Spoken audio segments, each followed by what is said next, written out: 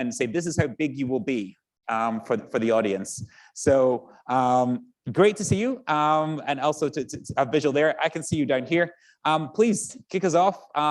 Take any time you need, your role, what the LPO does, take it from, and we'll take our conversation from there.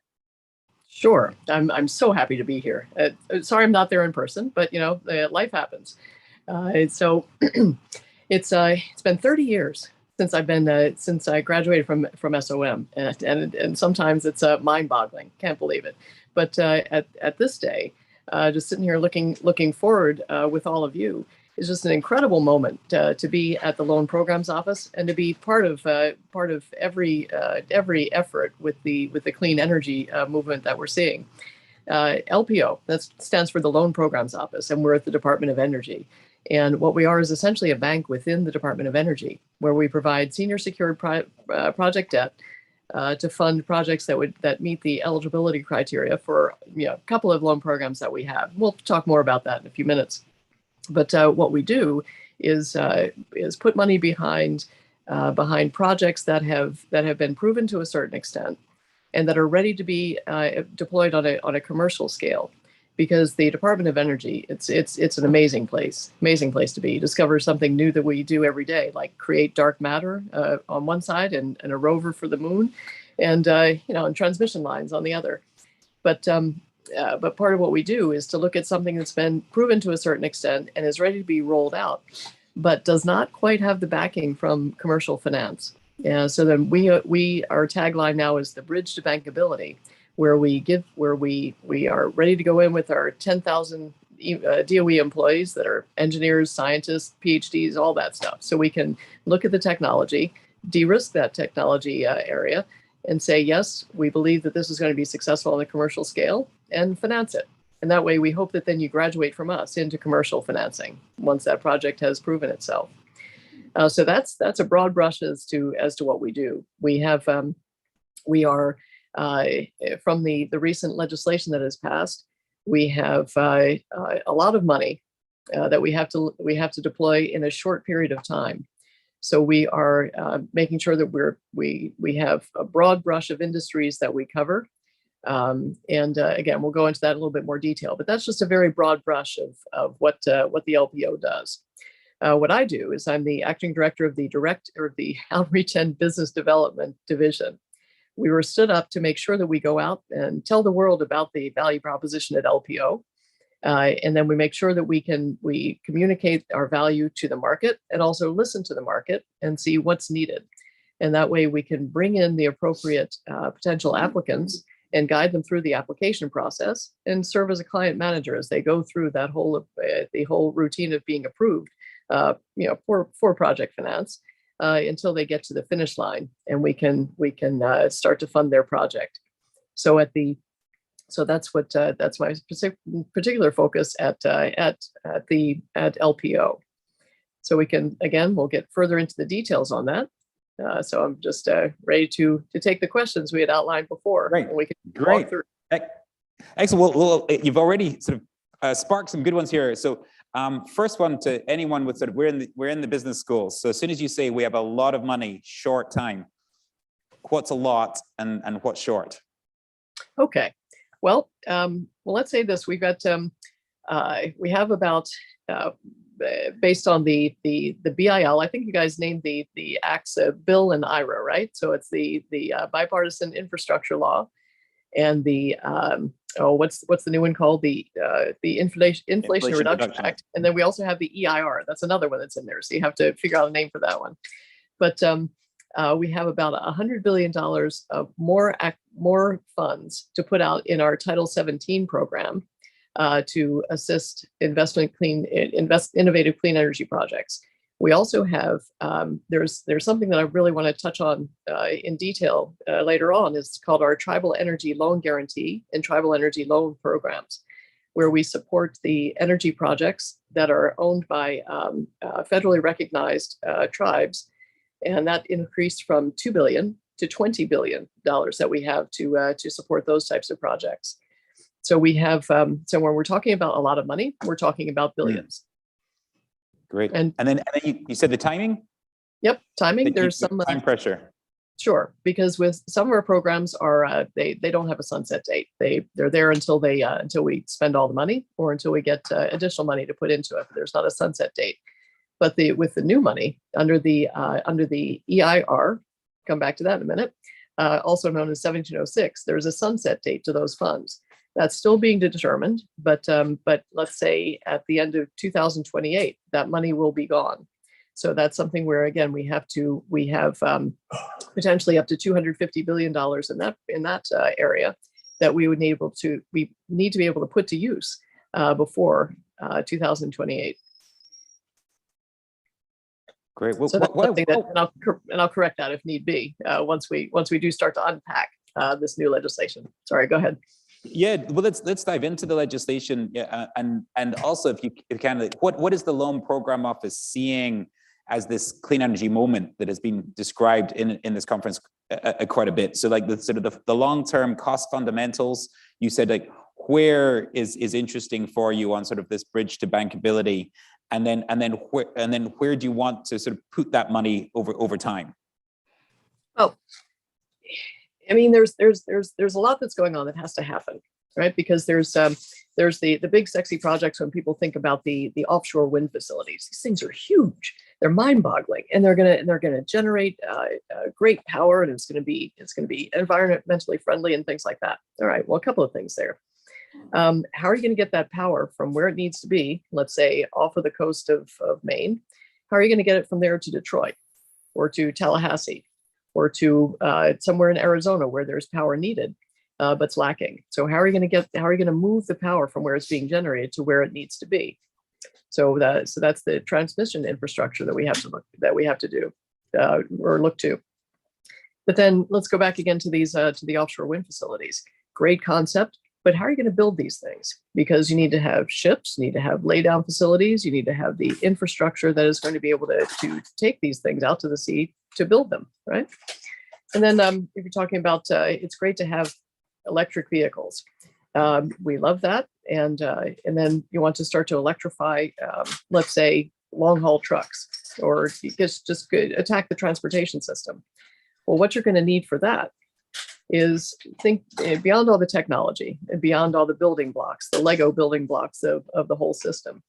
You're going to need to give people certainty, because if you have let's say a business that has they make their money and feed their families by having 6 moving trucks, right? And they're moving things around, let's say in Washington, D.C. They're on the road day in, day out, long distance, short distance, et cetera. And that's what they depend on. Well, what's going to get them to switch to electrifying their trucks? It's not going to be because they love the idea because of clean energy, but because they are certain that they're going to be able to operate these things in a way that's going to be efficient for them, reliable, and it's going to be something that they can count on to make their business happen.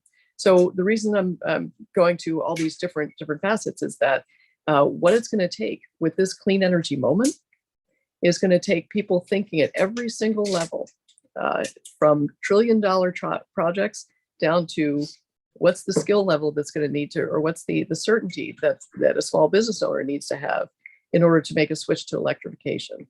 What's the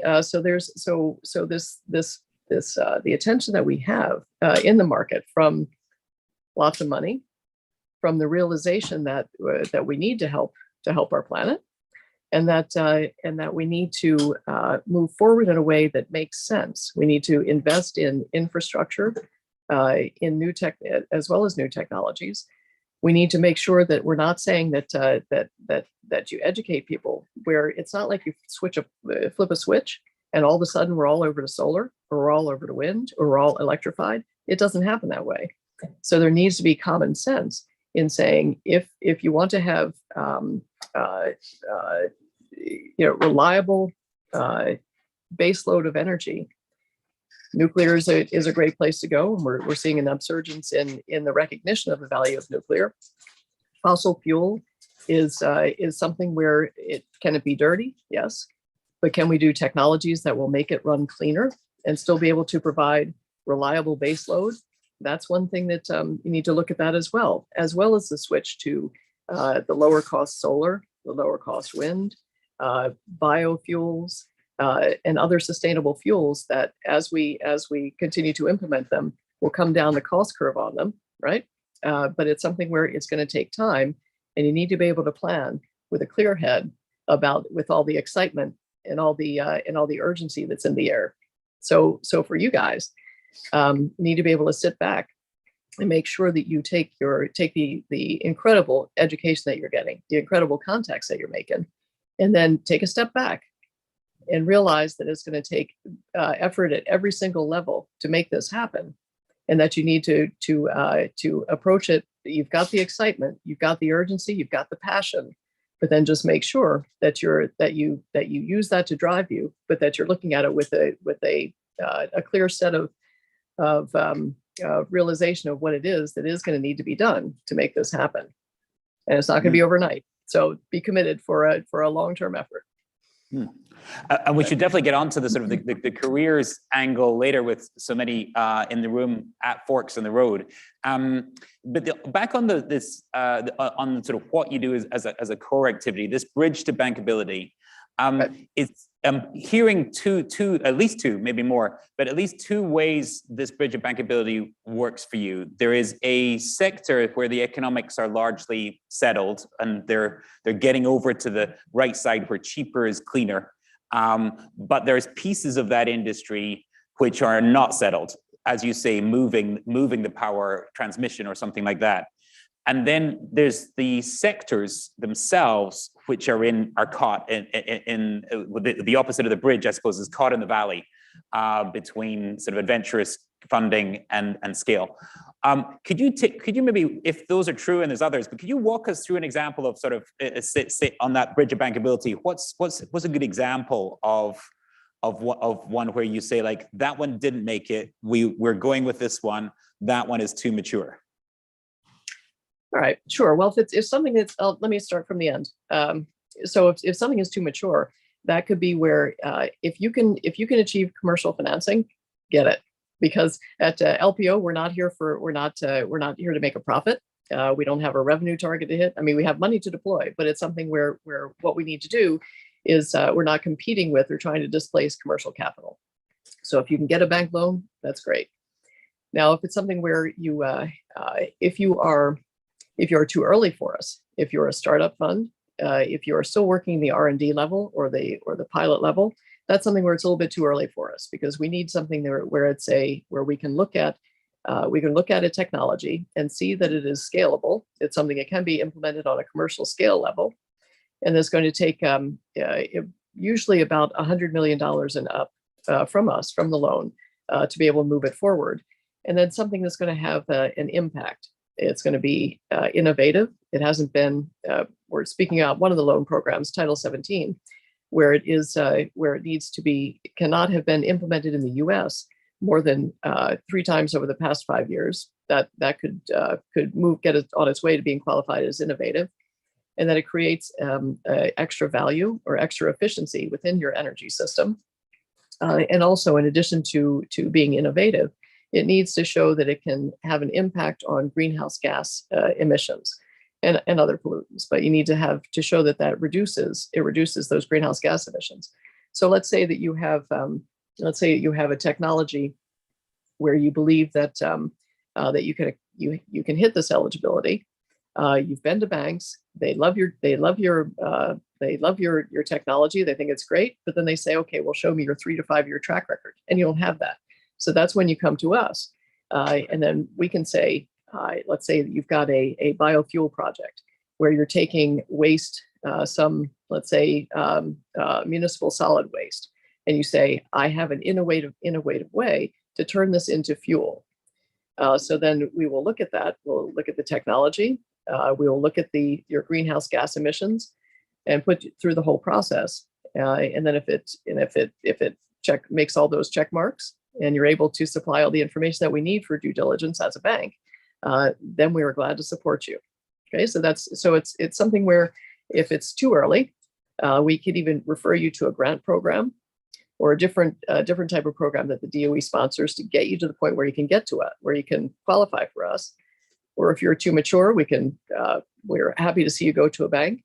But if you're with us, it's something where you're not able to get the financing that will take you from where you've proven that technology to where a bank will finance you. Okay? And that's where we will step in. And that process, we've been chatting a little bit about this idea of the time and the scale. How long is that typically, or has it been, and where do you need to get it to fulfill your objectives? Okay. Well, and let me branch off on one thing for a second. I'm sure everybody probably has a phone, right?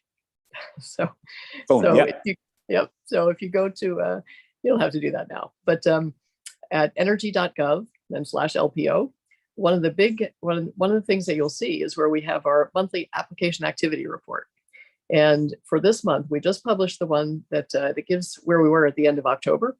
So we have 98 active applications that we're working on, and it's close to $105 billion in the loans requested. So of course we don't loan for 100% of project costs. So you have to figure out. So that's probably about $200 billion worth of total project costs that we have, and we're getting about let's say a little over 1.3 new applications per week. So this is something where these applications are they're rolling in, they keep coming. Where these are is we have advanced vehicles, we have transmission, we have renewable energy, we have hydrogen, we have carbon management, onshore and offshore wind, storage facilities, all this kind of stuff. So this is something where to let you know that that these things are coming in, and we are across all of these different sectors. And we're always ready to look at a new opportunity and ready to take it through the process. Now, how long does it take?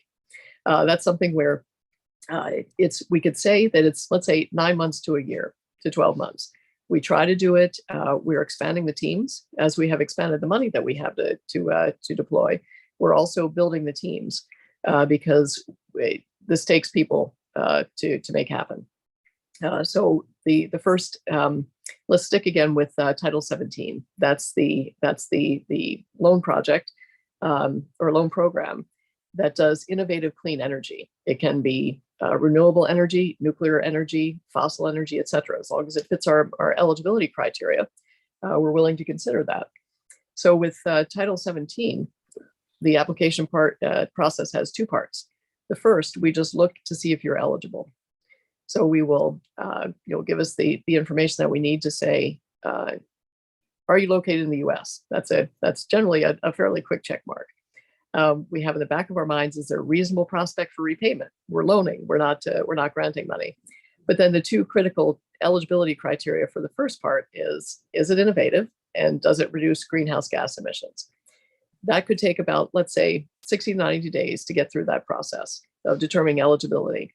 Then if we invite you into part two, that's when we start digging into your financial model, your business model. We commence due diligence, your project. As you move along towards the end of that process, your project will get a credit rating from one of the recognized credit rating agencies. Then you'll go into due diligence and then into the closing process. So that whole process with the initial 2 to 3 months, and then once you get to the end, that could be 12 months. Part of it depends on how ready your project is, how ready you are, because here's the tidbit of wisdom here is when you're investing in a company, you're not necessarily investing in the business plan, you're investing in the management, the people who are going to bring this off. So when you have a quality management team, and let's say you've recently raised some funds, you've raised your Series C, so you have all of your data bank, your due diligence material put together, and there's nothing that throws us for a loop on the technical analyses, then we can get you through as soon as possible inside of that 12-month loop. Okay, but then it just all depends on your responsiveness and your readiness as well as an applicant. And how do you see that pace being consistent as you scale up, as in you're adding more people to process more 9 to 12-month deals, or are you also trying to get that timeline down, or is that a sweet spot already? Like, you're not going to change the time of that process? We'd love to get it down, because that's something where, and we do everything in our power to get it down. But again, it depends on responsiveness of the applicant, and just other factors that are outside of our control or possibly the applicant's control. but we are going to try to get it sooner. We've already streamlined the process. We rolled that out last year. We have, and we're just making sure that we're automating as much as we can. We are constantly evaluating the processes, et cetera, to make sure that we are effectively leveraging people's time and leveraging technology as much as we can to make this a smooth process. Part of it too is with the fees that are charged. The applicant is not going to pay fees until they close the loan. So what happens if they don't close the loan? Who pays the fees of the external advisors that we brought in during the process? We do, which means we taxpayers do. So that's something where we want to make sure that we have the reputation of doing quick turnarounds. We want to make sure that if something isn't going to work out, that we let you know as quickly as possible. And for you, if you haven't, we're encouraging you to seek other funding. If that's if we feel that you can get a bank loan or something like that, then that's something that we will encourage you to do, just to make sure that you don't fail in your seat in getting the capital that you need, but also that you're not spending time with us, to take you away from that process. Okay, and then one more point. Sorry. And some of the things that would make it go, the process could go more quickly. If we do a loan guarantee, we can do two things with the Title 17 project. We do direct loans or we do loan guarantees. And if you're bringing in Bank of America or JP Morgan Chase or Goldman Sachs as your lender, that's something where they have a deep expertise and due diligence team. So we're going to work with them on the due diligence. So that could possibly be a quicker process. And the Title 17, not the policy expert like Mr. Klee, that's on the EIR piece, is that right? I'm just trying to find, is it Bill? Yeah. Yeah. There are two things on Title 17. That's got the traditional one is 1703, the section 1703. Title 17 refers to the statute, and then a section 1703 refers to the program that we have in place right now. That's that I had mentioned before. We do renewable energy or nuclear or fossil energy. So that's the 1703 program. The new one, the initials are EIR. That was created under the recent statute that is 1706. What 1706 is an incredibly exciting activity, because think about this, folks. If you're driving down the highway and you see a power plant, maybe it's a coal-fired power plant, and it's sitting idle, or maybe it's something that could be scheduled to be shut down. Well, what are you going to do with that facility? There's a facility itself that you can work with, retrofit, refit, and repurpose. But there's also the fact that it has connections. It has the connections into the transmission network or into pipelines or into all kinds of things. So why waste that? So the 1706 is where we're looking to spend up to $250 billion to assist in repurposing, repurposing, refitting, and taking old assets that are scheduled to be to cease operations and turn them into something else, like put nuclear there to take advantage of having the transmission capabilities, put solar and wind, or do something else that is going to take us further forward in getting clean and reliable and capable energy facilities to serve our needs. Okay, with and taking advantage of assets that are already there. So that is a new project that's or a new program that we are putting out right now, which is going to be super exciting to see it unfold. Great. And I think a question that's threaded through a few sessions with sort of insiders like you was the sort of where of the IRA and Bill is like, where are the hidden gems in there that sort of people in the audience should be looking for? And are there any hidden kind of gotchas or sort of tricky bits of like they'll be tricky getting that money out the door, or is there money in there that you think people should be looking for? Yeah, tricky. It's we're trying to take anything that's tricky out of it. because and that's what the outreach and business development division does. That's what because what we need to do is to make sure that people fully understand the capabilities of the program, and we want to make sure that that if it's not right for you, that we let you know, and we help you find a place that is right for you, or a type of program. So I wouldn't say that as I said before, we're a bank within DOE, so we're going to be doing the same type of due diligence that a bank is going to do. If you're not for the credit card type of solicitations where you sign your name, you send it off, you got something, right? But much more diligence centered, and and risk conscious, risk management type of process that we want to do in order to put out a loan to a company that's going to be successful in making an impact, but also is going to be successful in being able to pay us back. Now, as something that now I've been saying all this and forgetting about the fact that we are not just a bank, because we're the Department of Energy, which gives us a little bit more flexibility, right? Because we're not there for a profit, but to complete a mission. So we have the capability. It's limited by statute, but we can go out 30 years with a loan, and we can go up to 80% of total project cost. Now, do we do that generally? No, because part of it depends on the strength of your project. But we do have the flexibility to sculpt the terms of the facility, so it's going to help to support the project that we are looking to back and to be successful. So that's something where we might have a little bit of, we could go possibly longer and be a little bit more flexible than a bank could be in financing a project that might run into some headwinds in the market, or could have some difficulties that we'll try to work through with the project.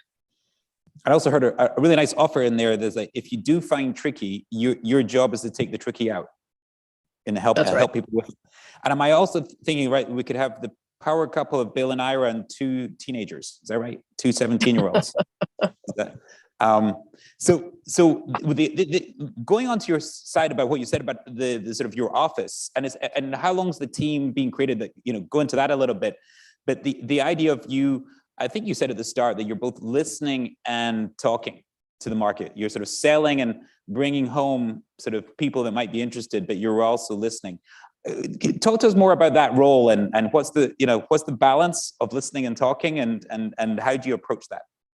Okay, all right. And then let me come back to that in a second, because I want to make sure that we were talking about Bill and Ira, and then there's an EIR that I mentioned. That's the Energy Infrastructure Reinvestment Financing Program. That's the 1706 that I mentioned. So that's I want to make sure that I let you guys know before we went any further on that. So listening. It's easy to sit in an office and talk to a lot of people who are of the same mindset, and forget that there is a world out there that's happening, right? So what we need to do, we are in a unique position in the government, because oftentimes, I mean, there are incredible things that are being done, but it's almost like within, just like if you're within a company, you're doing work within your company. And then you're focused on what your job is, and you call at the end of the day and go home and do whatever else you do. But then there are folks who are also looking outward, and talking to people who are out in the market and seeing, what should my company be offering now. And we in LPO, we're in a unique position in the government because we are out there talking to the market. We're talking to you. We're talking to the heads of the multinational corporations. We are talking to small businesses who have invented something and are looking to move that forward and to scale their investment. We are talking to industry associations. We're talking to educational institutions.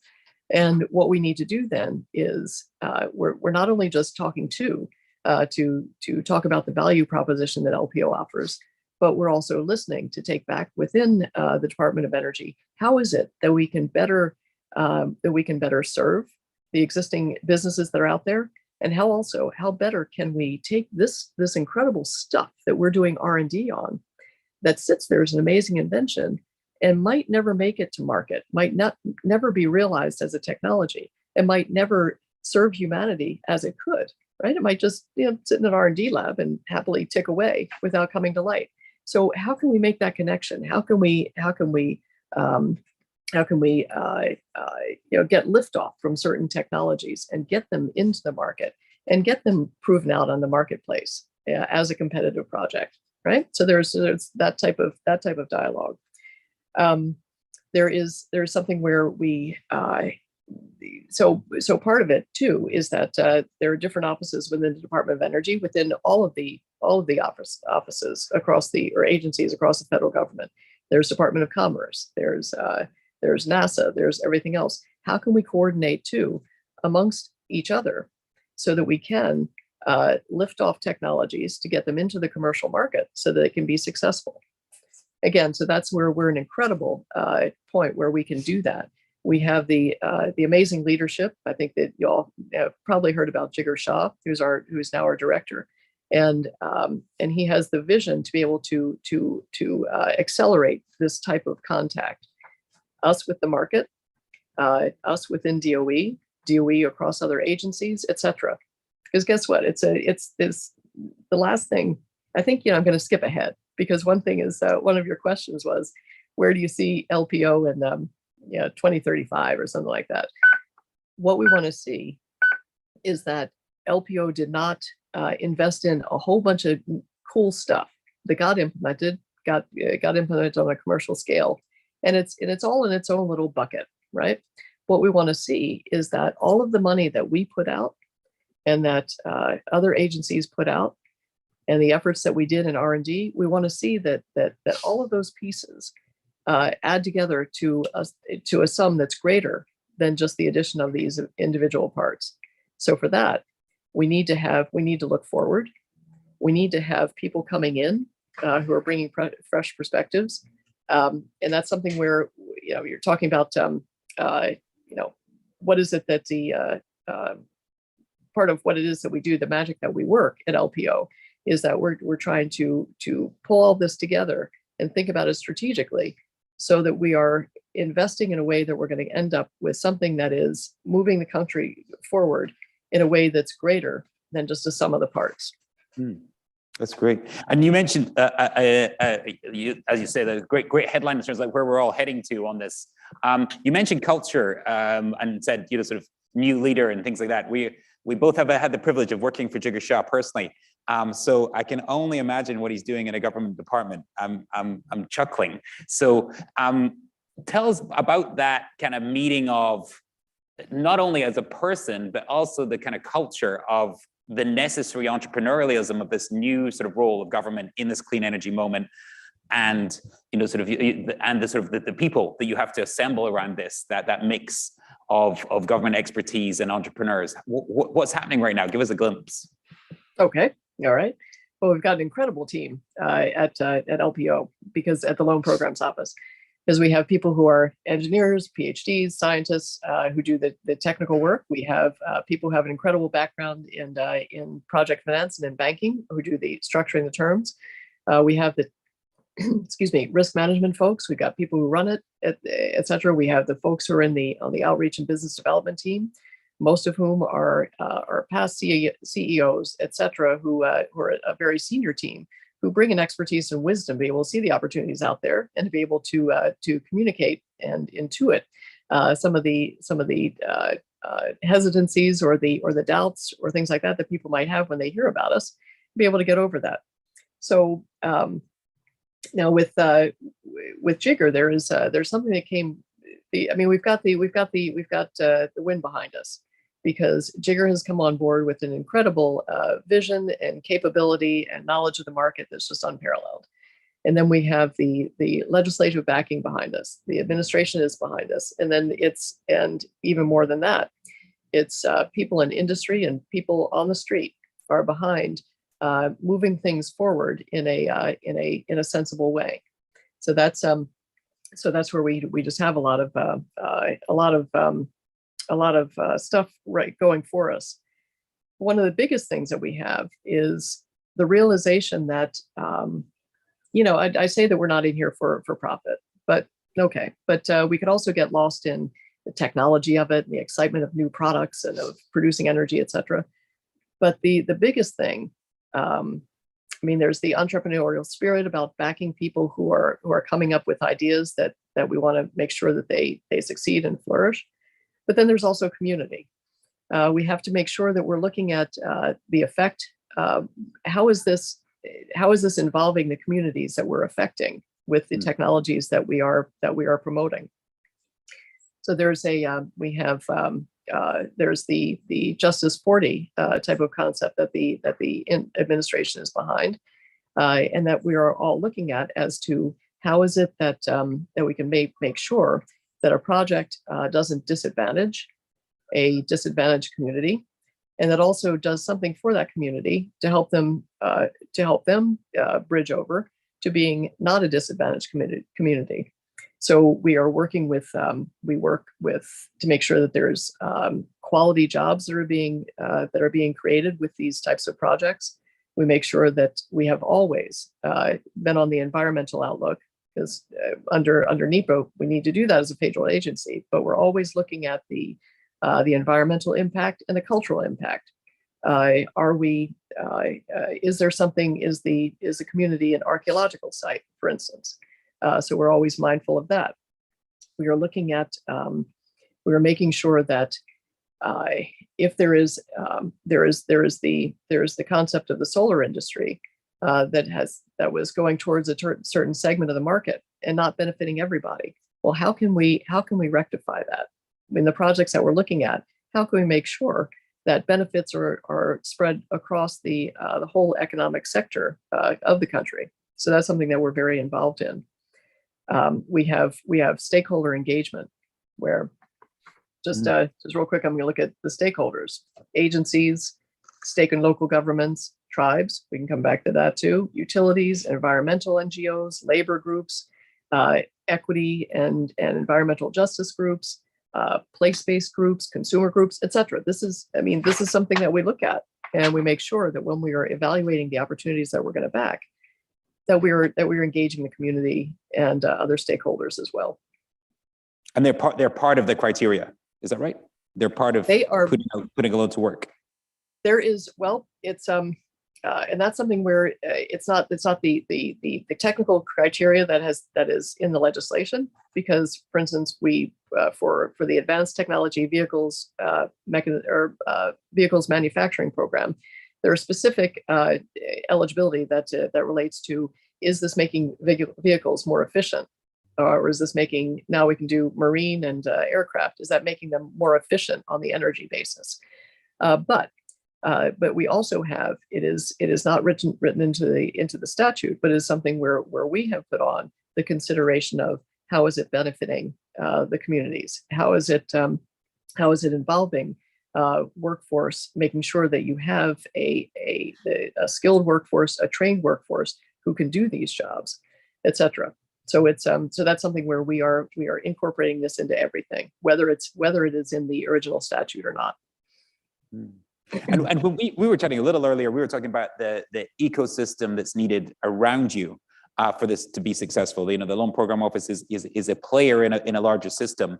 And you also talked about it earlier with the bridge to bankability, that you need a thriving, sort of more venturous side pre you, and then you need a commercial finance sector that's willing to take it on and scale it after you.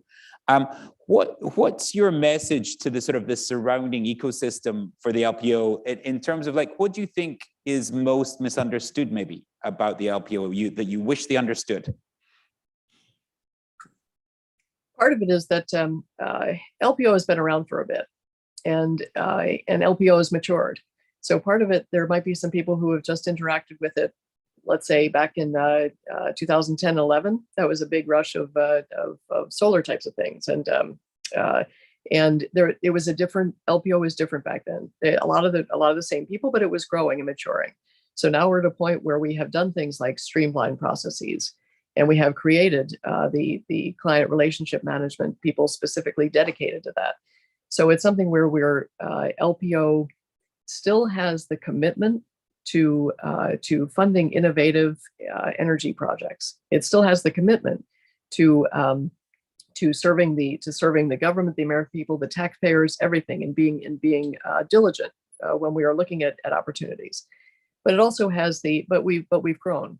So it's something where so what we want to do is want to make sure, send me a text, send me an email, and we have a volume of stuff coming in. So we'd be very happy just to walk people through what we offer now. So I think that's the biggest misunderstanding. Also, it's that sometimes people think, government gives grants, but that's not necessarily what we do, because we can be a part of the capital stack that can be very beneficial to a project. So it doesn't dilute the equity so much, and it also serves as a way to prove yourself to banks.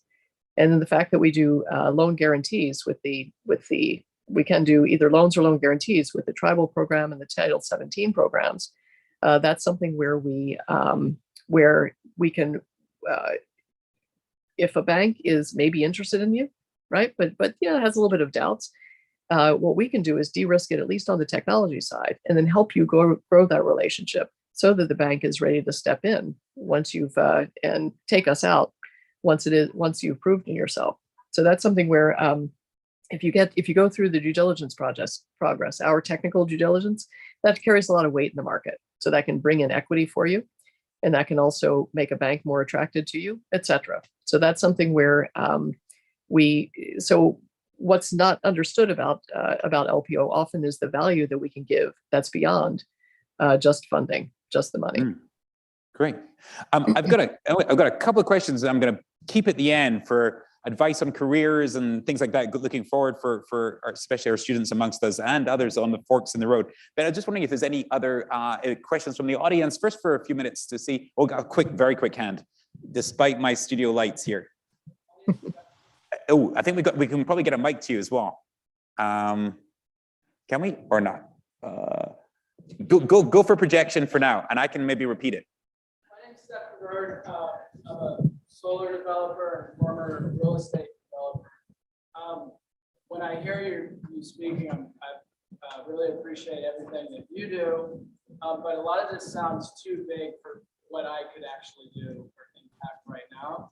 So my question is, as these loans are getting approved, you have this monthly newsletter, I guess, or something that says what's been improved, but if you're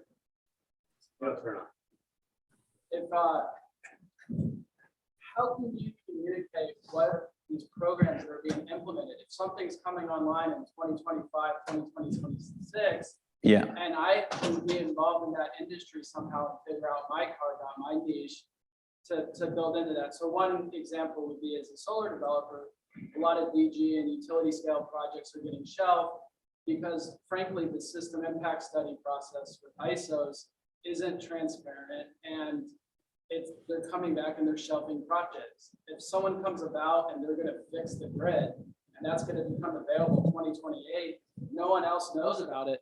There's a lot of really smart people sitting on the sideline, just waiting for that to come about. Did you catch that, or do you want me to try and paraphrase very quickly? Why don't you go ahead and paraphrase? I caught most of it. Well, and I'll also put it into my lay language as well, and to try and generalize it. So, solar developer with a very good question that he'll email you, because that you said call you, email you. So the detail bit you can get straight through.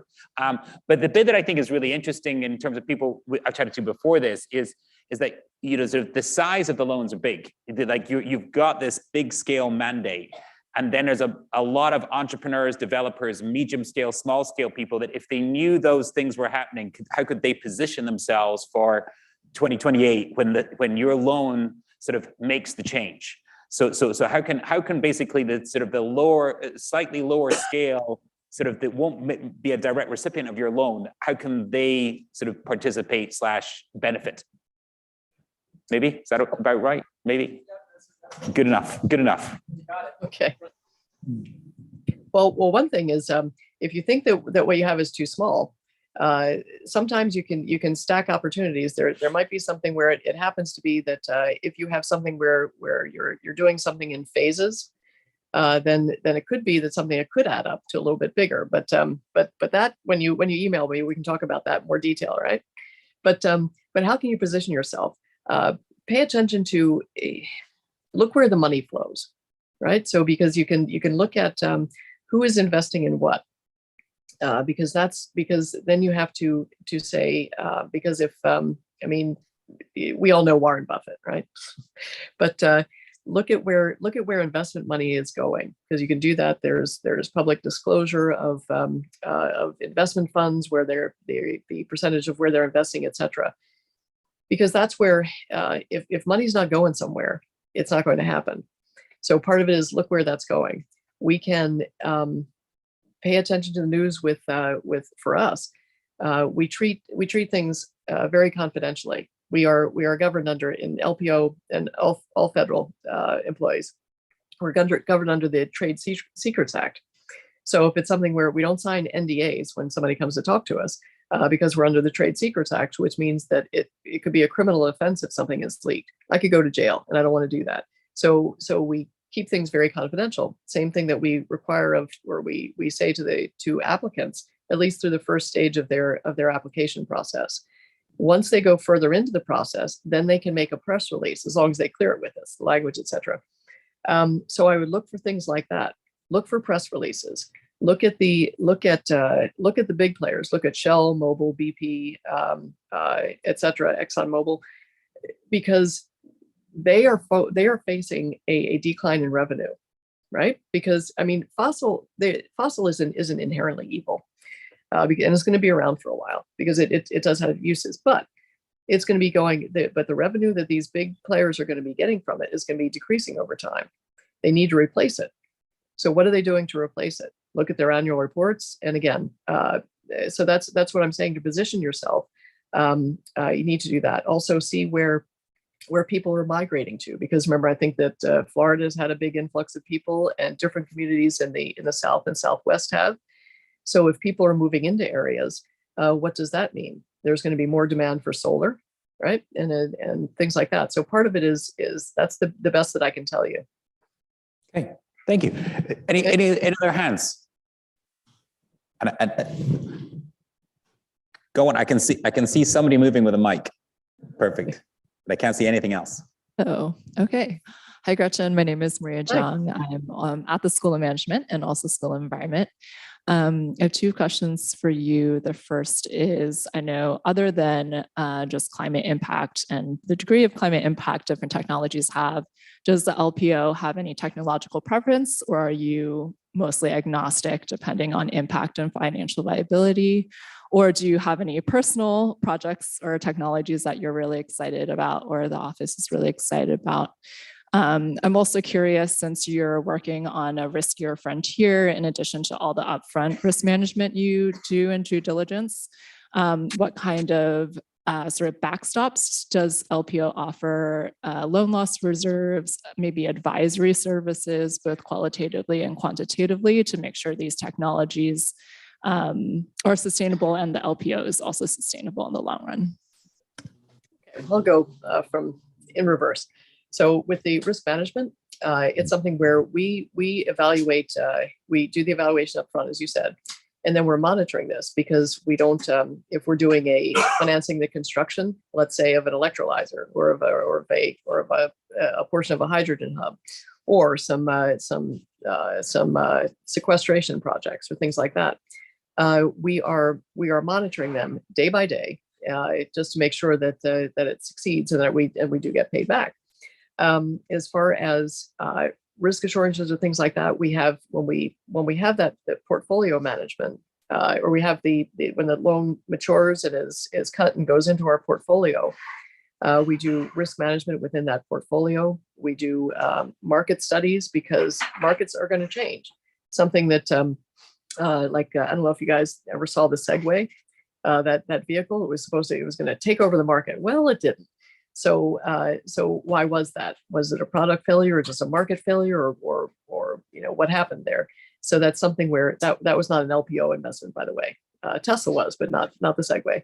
But so it's something where we are continually looking at the market and assessing, does this is this technology, does it still have a market? Is there still demand? The revenue that it projected when we made the loan, is it coming? Is it happening? Or is there something that we need to adjust? So we're very attentive to that. As far as favorite technologies, yeah, I'm just amazed every day. It's the one thing is never bet against America. Never doubt the resilience, the inventiveness, and just the wish to move forward of the people who are in this country. So it's so we see it every day. We have and everybody who's here, I am going to invite you to send me an email. Just put in the subject line, put SOM up front, even if you're not from SOM. Yeah, I'll see that, and then I can send you links as to where it is that we give descriptions of the technologies or technology types that we look at. But if it's something, but we indicate the things that we like to see or that are typical that would be eligible, but we don't limit it to that. Okay, because if it's something that is innovative, has not been implemented in the U.S. And it reduces greenhouse gas emissions, and it looks like it has a market, can earn revenue to pay us back, and is located in the U.S., we are there. There's something where, and one last thing on this, look at the needs, and also favorite too, is look at what's going to be the most beneficial, because we have there's something where we need batteries, right? Because that's something where a lot of what we're all doing. I've got my nice little handy watch here that needs that needs batteries that are of a specific type. So if that's something the case, then we need to onshore the manufacturing of those batteries. So that we are not dependent on other countries or things like that. So that's something that I get excited about, is bringing back into America the ability to be independent and to manufacture, and also to be able to be example to the rest of the world on how to construct efficient, profitable, but humane and socially beneficial manufacturing facilities. Okay, so that's a long answer, but it's a great thing to talk about. Oh, there's one wave. Is there a wave? Hi, thank you, Gretchen, for being here. I come with a question from our online audience. Somebody pointed out that during the pandemic, much of the money that was supposed to go to small businesses instead went to very well-connected larger enterprises. So they're wondering how you're vetting the loan applicants, and are you providing a guide for applications to make sure that these loans go to the small businesses and the people who really need them, rather than the big corporations that more know how to work the system? Thanks. Okay, well, that's a loaded question. So I'm not, I don't know about where the money went or where the loans went that you're talking about. But what I do know about is at the Loan Programs Office, it's we invest in projects that meet our criteria. So those projects, that's something where we're not. I used to be at the Small Business Administration, so because that's where we would do loans to people, to individuals, to small businesses. And here it's a different thing. We're looking to benefit everybody by putting our money to back a project that meets our criteria. So that's something where it needs to have a management team who can carry it off. It needs to benefit us all by taxpayers by paying us back. Needs to benefit the public by moving forward in the development of innovative technologies that are going to serve us all in energy. And it needs to benefit us in that it helps us breathe easier, breathe cleaner air, essentially, and reduces that. And then what we look at is to make sure that that environmentally it's responsible and passes our due diligence on that. We need to make sure that it's to the best that we can determine who it's going to service. Right? Is it because we're not going to, it's not our intent to fund a project that is going to harm people, but rather to improve. So that's what I can say. Is it a small business? Is it a small business that has a project that is capable to do that? Then we will back that because of the benefits that we talked about. Is it a bigger business that has that has something that it wants to move away from its traditional business and go into a new type of effort that's going to benefit us in the way that I said before? Then we'll look at that, because what we want to do is look at what's going to be benefit all of us at the end of the day with responsible management, responsible technology, responsible payback, and for us, responsible monitoring, just to make sure that we do watch out for the health of the project. Great. I've just got a couple minutes for us to wrap all this up, Gretchen. So, wanted to close with a question for you around. We had at the book. We're the other bookend, the one at the end of the conference, and we kicked off with a sort of a what and who inspires you.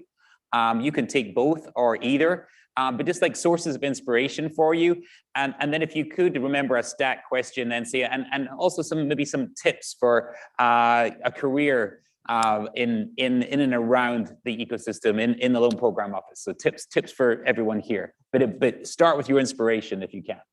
Sure, inspiration.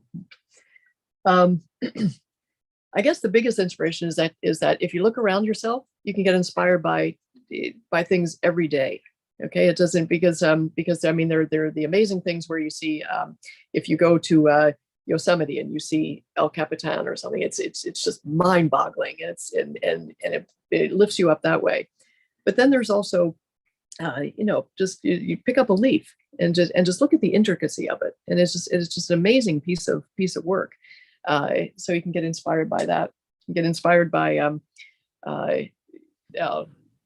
people who well, never forget who you are, right? Because whatever you take into a situation, it's always you. So never forget who you are and who you represent. And also,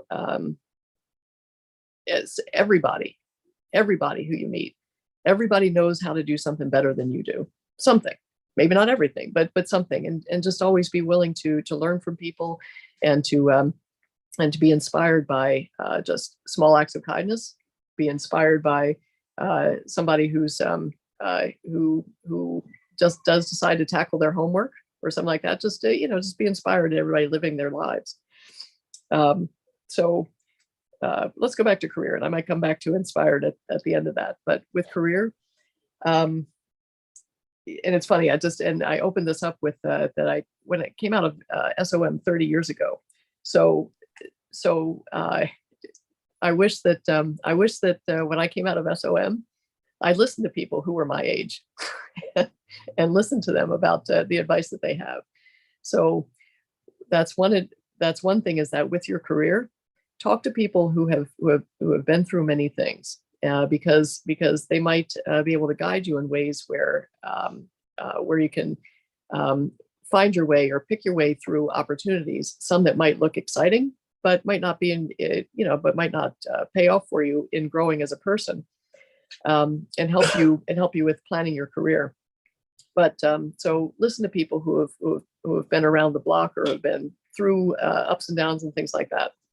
And also, there's my first stint at DOE was very interesting. It was when I was at the SBA. I saw something called the President's Management Council Interagency Rotation Program. So I thought, what the heck? I'll apply to that, and got selected. And you could pick from different opportunities. And so I've been a banker in finance all my life, and it's been terrific. But then when I went through the list and saw that there was something in the Department of Energy, and that kind of checked a box, because I started out my career after business school at JP Morgan, and part of it was with utilities and power groups, right? So it was kind of like going back to the Department of Energy. That felt good, but it was getting into human capital at the Department of Energy. I've never done human resources before, and human resources in the government is its own animal. So, but thought, why not? Because it's something that would be a valuable skill to learn. It's something new, something challenging, and it was an incredible opportunity. And I'm saying that for two reasons. One is that step out of your box. I mean, everybody says that, but you just do it, because it's something where it opens up new worlds to you.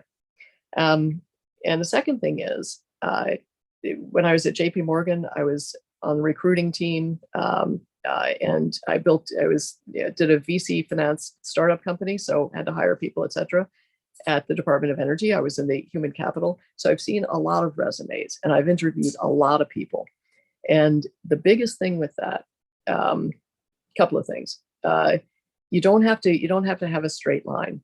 Maybe in the last generation, or 60 years ago, it was expected that you went a certain path, and that was what was expected. And if you deviated from that path, that people would say, well, we can't count on them.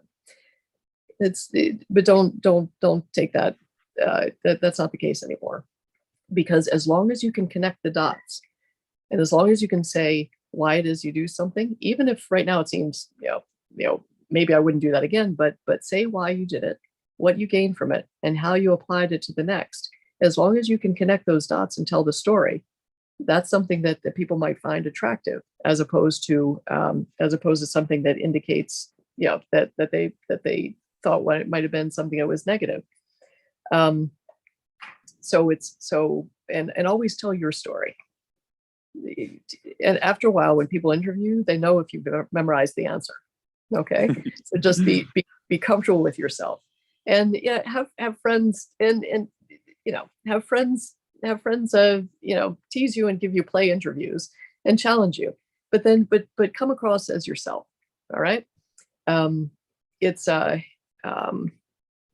Let's see, and I had one more, but I'll think of it in a second. But partly it's in writing your resume, the hardest thing to write about is yourself, right? The hardest thing. So just make sure that you tell your story, and don't think of it as bullet points or as job descriptions. Tell your story, and get friends to help you with that. It's just call as many people in as you can to help you with it, and it's tough, but do it, and just make sure it tells your story. All right. I'm looking for like applause here. There you go. Yeah, thanks so much, and thank you for your time. We're gonna do questions. So generous with your time, and also recovering. Like, you could have been here, but you bounced back enough, at least for a Zoom call. So we were so grateful for that. I just wanted to add, we started on an optimistic note. I think there was a lot of optimism, and we were working through the details of the course of the day, always with that spirit. I just wanted to kind of close with one extra adjective on that, with Christiana Figueres always teaches us about stubborn optimism, the idea of let's all be optimistic, but let's have a very clear-eyed view of the big task ahead and what we've got to do with it. So, Gretchen, with that, it's a real pleasure. Shame you can't join us for a drink upstairs. I just got to pass over to Rob Klee to help close the conference. And Gretchen, thanks again. Thank you so much, Peter. Thanks. Bye-bye, all.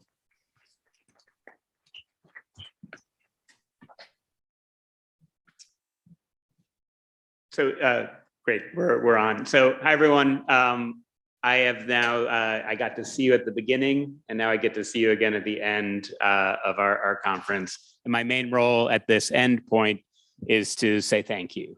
And thank you really to all the folks who made this possible. So I'll start with our speakers and our moderators. I'm not sure which one of these is working. Hopefully it's one of these.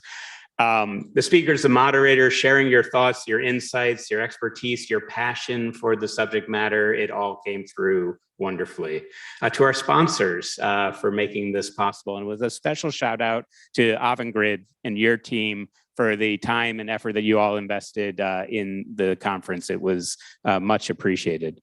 To our amazing CBAE staff and our student volunteers from literally all across Yale, which is part of our Clean Energy Collaborative spirit. You were here in spirit and in force.